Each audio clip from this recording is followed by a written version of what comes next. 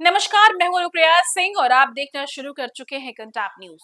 दोस्तों, दुनिया के सबसे ताकतवर इंसान होने का गुमान रखने वाले डोनाल्ड ट्रंप को आज उनके अपने ही घर में वो जख्म मिला है जिसकी गूंज पूरी दुनिया में सुनाई दे रही है।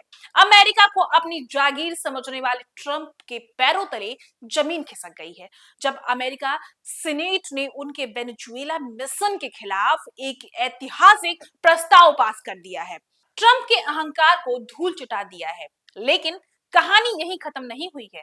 जिस वेनेजुएला को ट्रंप कंट्रोल करने का दावा कर रहे थे, वहां की अंतरिम सरकार के सर्वे सर्वा डेल्सी ने ट्रंप को सरेआम झूठा करार दे दिया है। और यही नहीं, उन्होंने रूस और चीन के लिए अपने दरवाजे भी खोल दिए हैं। आज की इस स्पेशल रिपोर्ट में हम आपको पूरी कहानी बताने वाले हैं, कैसे ट्रंप की काउबॉय डिप्लोमेसी ने अमेरिका को ही दुनिया के सामने शर्मिंदा कर दिया है।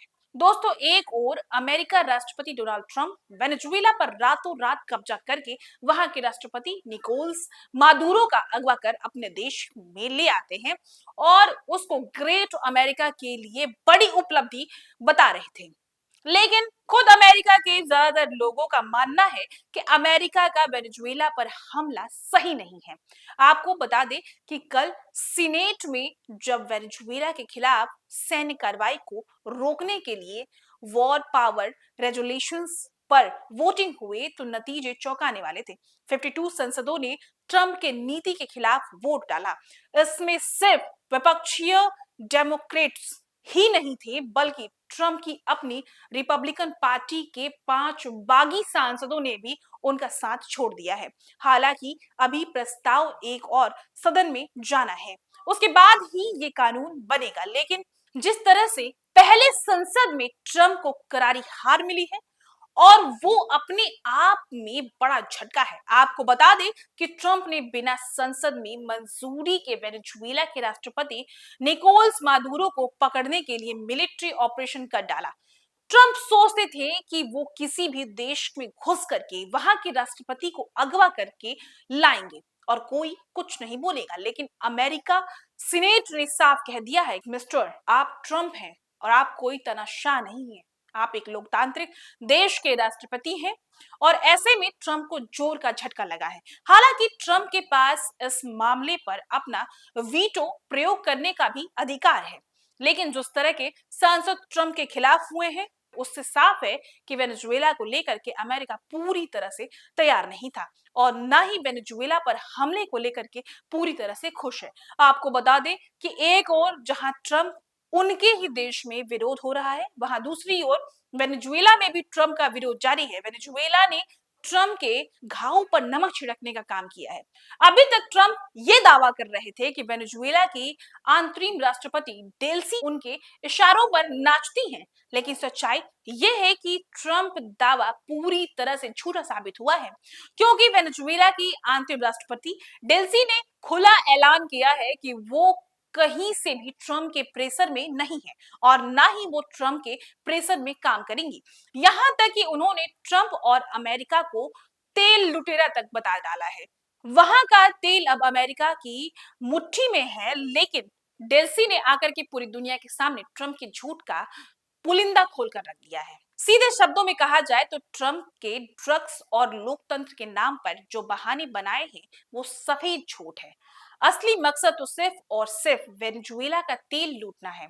डेल्सी ने ट्रंप को चुनौती देते हुए कहा है कि वेनेजुएला किसी की कॉलोनी नहीं है। वेनेजुएला की अंतरिम राष्ट्रपति डेल्सिम ने ट्रंप को दावे को आलोचना करते हुए कहा है कि मादक पदार्थों की तस्करी, लोकतंत्र और मानव अधिकार के नाम पर लाए गए सभी आरोप झूठे हैं और इनका असली मकसद देश के विशाल तेल भंडार पर कब्जा करना है। उन्होंने इसके उत्तरी देश की ऊर्जा लालच करार दिया है। वेनेजुएला की संसद को संबोधित करते हुए डेल्सी ने अमेरिका राष्ट्रपति डोनाल्ड ट्रंप के उस बयान पर निशाना साधा है जिसे ट्रंप ने दावा किया था कि वेनेजुएला की अंतरिम सरकार ने अमेरिका को पूरा सहयोग मिल रहा है और आने वाले वर्षों में देश तथा उनके तेल भंडार पर अमेरिका का नियंत्रण रहेगा।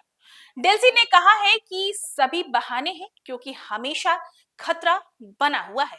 वेनेजुएला का तेल उत्तरी देशों के हवाले कर दिया जाएगा। हालांकि उन्होंने स्पष्ट किया है कि उनकी सरकार ऐसी ऊर्जा संबंधों के लिए खुली है जहां सभी पक्षों का लाभ है और आर्थिक सहयोग अनुबंधित के पारदर्शी है।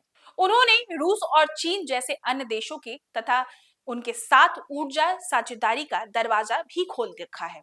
डेल्सी ने साफ ऐलान कर दिया है कि वेनेजुएला के दरवाजे रूस और चीन के लिए खुले हैं। उन्होंने कहा है जो देश वेनेजुएला के सब प्रमुख का सम्मान करेगा हम उसके साथ व्यापार करेंगे। ये ट्रंप के लिए किसी अंतरराष्ट्रीय बेइज्जती से कम नहीं है।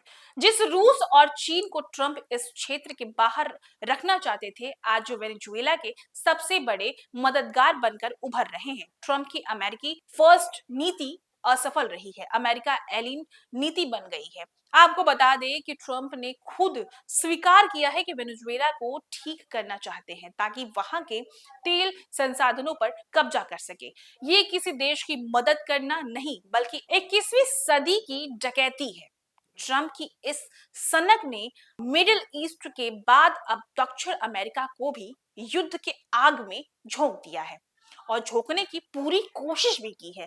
लेकिन सीनेट ने 52 वोटों ने यह साबित कर दिया है कि ट्रंप की अपनी टीम भी अब उनकी इस तेल वाली राजनीति में ऊब चुकी है। ऐसे में साफ है कि डोनाल्ड ट्रंप को समझना होगा कि दुनिया उनके गोल्फ कोर्स की तरह नहीं है जहां वो हर नियम अपनी मर्जी से बना सकते हैं। आज वेनेजुएला मामले में उन्हें जो झटका लगा है वो उनके राजनीतिक पतन की शुरुआत हो सकती है। अपनी इस पार्टी के संसदों का विरोध, अंतरराष्ट्रीय मंच पर झूठ कहलाना और प्रतिनिधित्व के देशों में रूस चीन को खुद दावत देना एक सफल नेता के नहीं है बल्कि एक नाकाम और अहंकारी शासन का निशानी है। क्या ट्रंप इस हार से कुछ सीखेंगे या वो अमेरिका को एक और अभी न खत्म होने वाली जंग में ढकेल देंगे? सीनेट ने तो उन्हें रोक दिया है लेकिन क्या ट्रंप की जिद रुक पाएगी? दोस्तों, आप इस पूरे मामले पे क्या विचार रखते हैं? क्या ट्रंप वेनेजुएला में घुस करके अंतरराष्ट्रीय कानूनों की धज्जियां उड़ाने में क्या सीनेट का यह फैसला ट्रंप के करियर का सबसे बड़ा सेटबैक होगा? कमेंट बॉक्स में हमें अपनी राय जरूर साझा करें। फिलहाल इस पूरे मुद्दे पे मैं थी आपके साथ अनुप्रिया। मिलते हैं एक ऐसी रोचक खबर के साथ। देखते रहिए कंटाप न्यूज।